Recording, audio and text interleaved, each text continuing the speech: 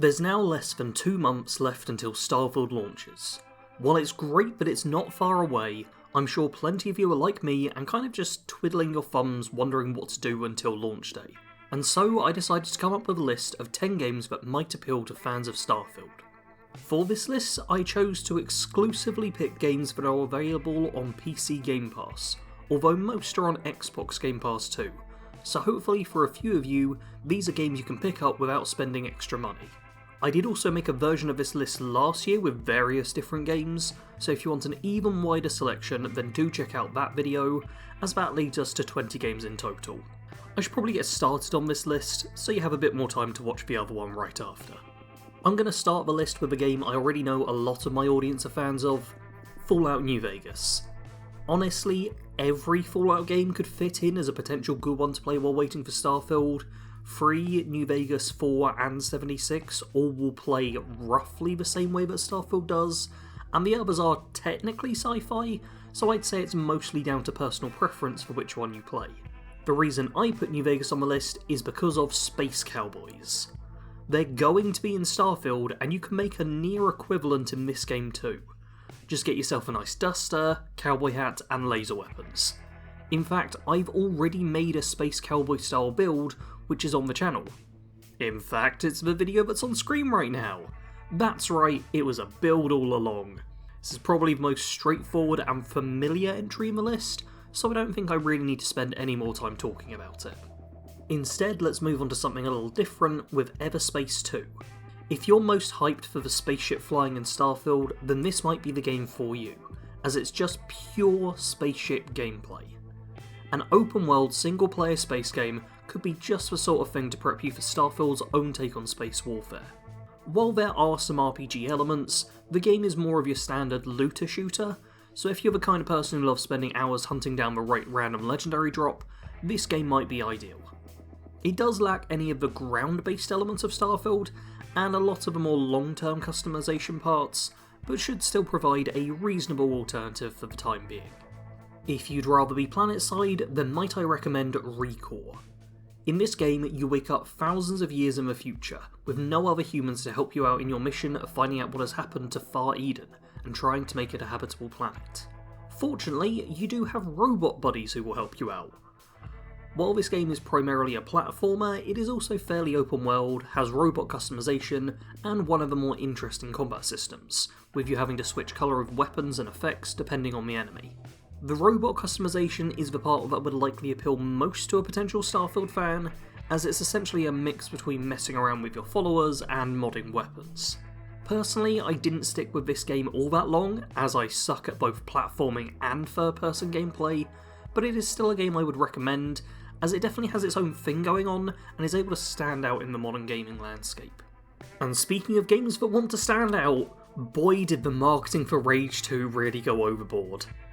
While the game sadly isn't as over-top as the trailers would suggest, it still is a brilliant FPS experience set on a dystopian sci-fi planet. If you're a gameplay-first kind of gamer, then this might be the best on the list, as the combat is phenomenal. Weighty gunplay, diverse range of powers to alter things, and even a good range of different enemies which encourage you to fight in various ways. It's also one of the shortest games on this list, so if you don't have much spare time, it's the sort of thing that you could play over a clear weekend, or chip away at after work for a week or two. The open world itself isn't the best, but it's really just there to give you lots of places to head to and fight against the enemies that are littering the map. On to the next entry and... oh no! I'm suddenly being attacked by a horde of savage kittens! Quick, Kato, take over! Oh, hi there. Kato Genesis here. While Sarge is getting mauled, I'd like to share what I think you should play while waiting for Starfield. I have one for you that's sadly overlooked far too often, and that's Prey 2017. I'll give you the elevator pitch for this game, then tell you some of the awesome features that hopefully will keep you sated until Starfield comes around. Prey's main story takes place on Talos 1, an enormous space station orbiting Earth's moon.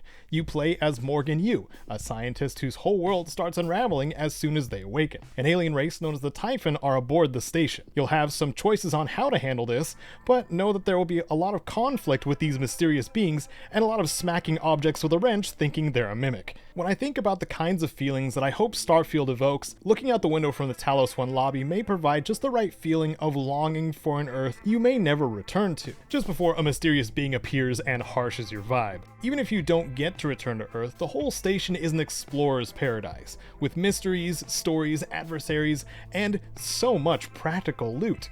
I'll get into what that means in a minute. If you're excited to play your character in creative ways, Prey can give you a taste of that too.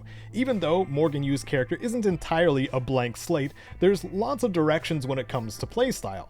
Character upgrades are split between improvement with neuromods for your abilities and chipsets to help you specialize further. Do you wish to psychic blast your enemies, smash them with a wrench, glue them in place, shoot them a bunch? Or would you rather just skip all of that and chuck furniture at them? You can do all of these things and more. The character building here will not only affect what you do in combat though either, it also affects how you explore. A locked door is an obstruction we all know, but in Prey, it's an opportunity to get creative. Say for instance, you want to get into a morgue, normal adventure things, and you haven't found the passkey. This morgue has a window that you can't quite fit through with your inferior human body, but you may also notice that there is a release button visible from the nearby window that you can shoot with your foam dart gun and open the door that way. On the other hand, if you've taken on the mimic ability, you can shapeshift into something small and squeeze between those window bars and open the door from the inside yourself. This is just a small example of the kind of creative ways you can get around obstacles, and it doesn't really stop the entire time you play. It's hard to find many things that are more immersive in a space game than experiencing zero-G, especially when it's pulled off so well. Prey's zero-gravity traversal is presented incredibly well. Slowly floating from airlock to breach to airlock feels incredible in a way that makes you feel small against the backdrop of the endless void. That void may also be watching you. When coming upon the remains of a human or Typhon or destroyed equipment, do you wonder, what happened here? Prey has so much of this. In fact, every human and former human on Talos 1 has an ID referenced in the security terminals. This way you can find out how they met their demise, or maybe even a few survivors. Exploring these mysteries, of course, can lead to some more concrete rewards too, like the captain's golden pistol. When you're trying to solve an environmental mystery and looking forward to surveying terrestrial flora and fauna, Prey nails it at least with the fauna part. The Typhon that have infested Talos 1 station have many forms, and with the psychoscope you acquire a little ways into the game, you'll be able to scan them. Doing so will help you learn their weaknesses, ecology, and even unlock Typhon abilities that you can use yourself. And even though Prey doesn't have a terrestrial world to mine resources from per se, Talos 1 isn't lacking in that department either. Nearly all of the objects and life forms that you see are made up of materials you can use. The crafting system in Prey allows you to recycle things that you don't need into their base components to fabricate into something you can use. It's not often in games where you can find banana peels and food waste and suddenly convert it into a far more useful med kit, or break down all the pistol ammo you're not using and just build a shotgun out of it. If you find a recycler charge too, you can chuck it at a foe and turn them into biomass in one fell swoop. Continuing the tradition that I can't segue to save my life, finally, survival. Preparing to survive in a hostile environment is looking like something we'll need to consider in Starfield, be it with weapons or the suits that protect us planetside. Talos 1 is a hostile environment on its own already, but if you're extra brave, you can even switch on the survival modifiers too. Have you ever shattered an ankle and tried to run on it? You can in Prey, and its design is so upsettingly hilarious that I had to add this in.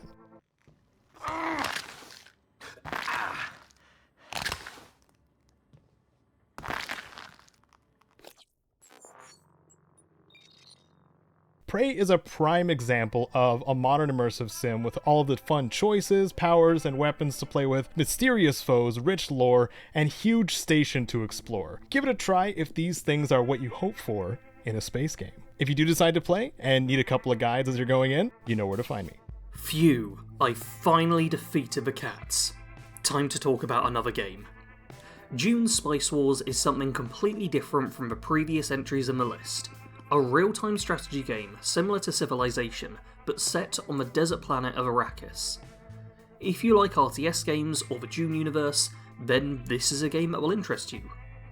Honestly, not much to say about this game. It's one of those that if you're into the genre or the IP, you'll already know that this is a game for you. Unfortunately, I'm not actually a big fan of Dune, having only watched the old 1984 movie back in the day, and watching a few board game videos about it. Seems like a real dystopian sci-fi universe, but I wanted at least one strategy game on the list, in addition to the first/third person perspective games. And in terms of first person perspective games, we have Deathloop, a game where you can live out the fantasy of waking up on the beach each day and going on a murderous rampage. In this game, you relive the same day over and over and over again, seeking only to figure out what's going on with the time loop and to kill all the people on the island. When you summarise the game like that, it's a real dark and kind of psychotic one, but it's also quite a lot of fun. There's a large roguelike sort of element to the game, where you get to keep some equipment and upgrades between days, letting you get stronger and stronger as you play. The most compelling part for me though was figuring out how all the time stuff and what's going on with the island worked. If the exploration and uncovering of secrets is what you're most looking forward to in Starfield, then this might be the game for you. The shooting, movement and abilities are also quality, making it a fun game to just waste some time in, even if that time never runs out. But if you're looking for a game which you can really sink the hours into, then look no further than Deep Rock Galactic. How Long to Beat has a completionist playthrough this game listed as taking well over 500 hours, making it impossible to do everything in the game before Starfield is out, unless you figure out a way to not need sleep for the next 2 months. Regardless, this is a game with plenty of playtime, providing you want to spend your time mining rock and stone. Primarily, this is a resource gathering game, where you delve into the caves of a planet and fight off weird alien creatures while trying to gather valuable minerals. It's a co-op game, so great if you've got a group to play with, and there's various classes focusing on combat, traversal and gathering. The biggest downside of the game is that it can get fairly repetitive, as you are just constantly doing the same actions, but if you enjoy those actions, then it's great, because it means you just get to keep doing them for the next 2 months. If you like the resource gathering side of Deep Rock, but wish it was a little less violent, then might I recommend Astroneer. This game is all about sucking up resources into your little backpack, and then building things with them. It's a very cutesy little sci-fi game, and is by far the most heartwarming of all the ones on the list. So if you found the other games a little dark, then here's the perfect one for you. There's still some level of peril with solar storms and the like, but in general you'll just be focused on exploring planets in order to gather new resources. While a very simple game, it's one that can be surprisingly addictive just because of that. Gather resources, build up a colony to help get more valuable things, set off to a new planet, and harvest it for even more materials. This is a kind of gameplay loop that I imagine a lot of us will be doing in Starfield, so may as well get started on it right away. And now, the final game for this list, MechWarrior 5 Mercenaries. The year is 3015.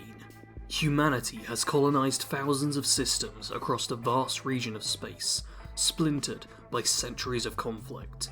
The battlefields of the future are dominated by mech warriors, elite pilots of hulking machines of war known as battle mechs. It is a lucrative time to be a mercenary. If that description didn't get you on board, then I don't know what will. Oh wait, yes I do! It's the giant hulking mechs that you get to pilot into battle. You literally fly around space looking for contracts to head planetside and cause destruction, hire new pilots, scrap resources, and purchase the best mech suits around. If the whole ship and crew management thing in Starfield is your jam, but you also want to be blowing stuff up, then this may well be the perfect game for you.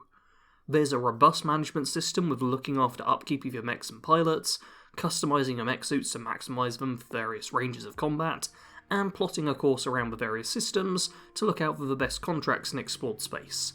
Out of all of these games on the list, this is the one that I put the most hours into recently. I played MechWarrior 4 Black Knight a lot as a kid, and it's so good to see the next game in the series actually out, playable, and great fun.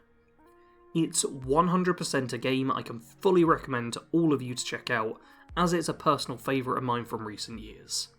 And that's the list. As I said at the top, there is a whole other, even better list than this one that I highly recommend you check out. A link to it will be on the end screen here.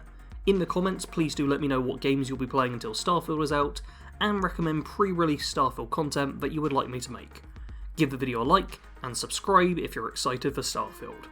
As always, thanks for watching. Sarge out.